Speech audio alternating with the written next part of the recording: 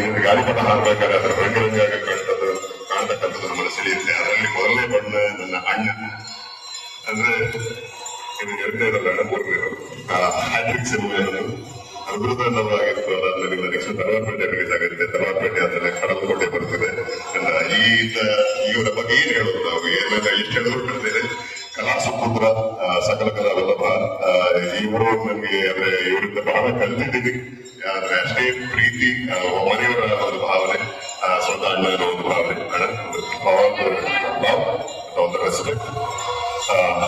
ಇವರು ನಮ್ಮ ಸ್ವರಾಜ್ ಕಾಂತಾರದಲ್ಲಿ ನನಗೆ ಅಂದ್ರೆ ವಿಷಯ ಒಳಗಡೆ ಸ್ನೇಹಿತರು ನನಗೆ ಅವ್ರಿಗೂ ಕೂಡ ಹೇಳಿದ್ದೆ, ಒಂದೆರಡು ಸೀಕ್ವೆನ್ಸ್ ಅಲ್ಲಿ ಅವ್ರನ್ನೂ ಮಿಂಚೆ ಆಕ್ಟ್ ಮಾಡಿದ್ರೆ ಅಂತ. ನೀವು ಬಹಳ ಖುಷಿ ಆಯ್ತು. ಸ್ವರಾಜ್ ಒಳ್ಳೆದಾಗ್ತಿದ್ದ ಈ ದುರ್ಗಾ ಪರಮೇಶ್ವರಿ ಗಣೇಶ ಆಶೀರ್ವಾದ ಮೇರೆಗೆ ಇನ್ನು ಹೆಚ್ಚಿನ ಸಿನಿಮಾಗಳು ಮಾಡಿ ಹೆಚ್ಚಿನ ಮನಸ್ಸುಗಳನ್ನ ಸೊರೆಗೊಳ್ಳಿ.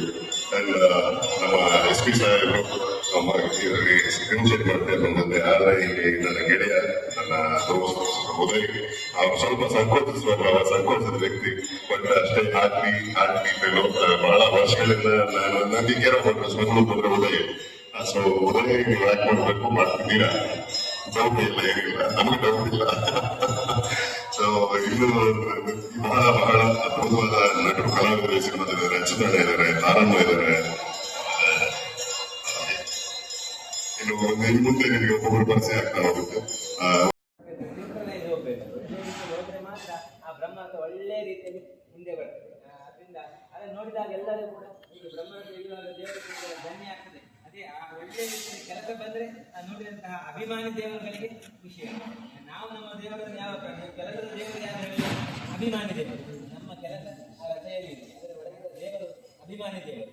ಕಲಾ ಪ್ರಕಾರ, ಆ ಕಲಾ ಪ್ರಕಾರಕ್ಕೆಲ್ಲ ಅಧಿಪತಿಯಾಗಿ ನಮ್ಮ ಗಣೇಶ ಕೃತ ಮಹಾಗಣಪತಿ ಚಲನಚಿತ್ರ ರಂಗಕ್ಕೆ ಅಧಿಪತಿಯಾಗಿ ವಿವಿಧ ಒಂದು ಪ್ರಾರಂಭ ಮಾಡಿದ್ರೆ ಎಲ್ಲವೂ ಕೂಡ ನಿರ್ವಿಘ್ನಾಗಿ ನಡೆಸದೇ ಇರುವಂತಹ ಗಣೇಶ ಕೃತ ಮಹಾಗಣಪತಿ ಮೊದಲನೇದು ಈಗ ಒಂದು ಈ ಕ್ಷೇತ್ರದಲ್ಲಿ ಆರಂಭ ಆಗುವಂತ ಒಳ್ಳೆಯ ರೀತಿಯಲ್ಲಿ